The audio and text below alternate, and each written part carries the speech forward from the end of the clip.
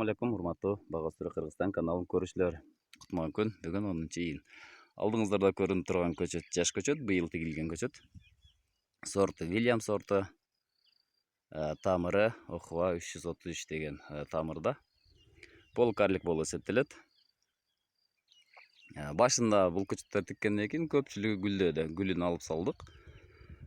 Так бул июнь айында гүлдөп, азыр муну теп королоп турганын көрүүгө болот.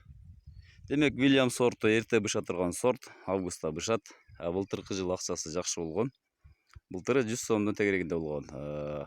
Базарга тартымдуу, өтүмдүү жакшы.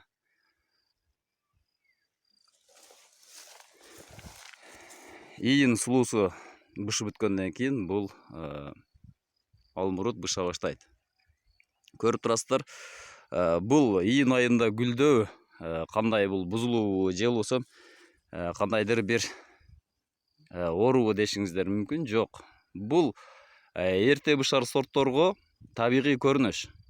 Эгер июнь айында гүлдөй турган болсо, алмабы, башка нерсе боло турган болсо, демек бул табигый гана көрүнүш. Булар билесиздер, урук таштаганга аракет кылат. Ошондуктан булар июнь айында, август айында дагы гүлдөй бериши мүмкүн.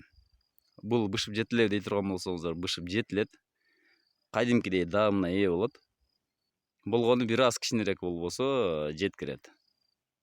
Кадимкидей эле алмурут болот.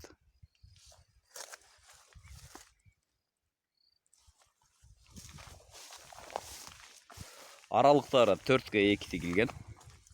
Арык менен агызып суугарылат. Быйылкы көчөт.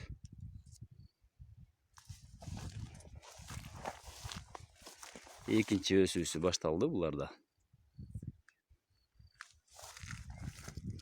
Кече күн ысыкта токтогон болсо, кече 2 күн, 3 күндөн бери күн салкындай баштады. Мындан буяка көчөттөр өсө баштайт. Көчөттөр 35 градустан 30 градустан жогорулай турган болсо, булар стресс абалына кабылат. Ошол себептен токтоп калат өсүүсү.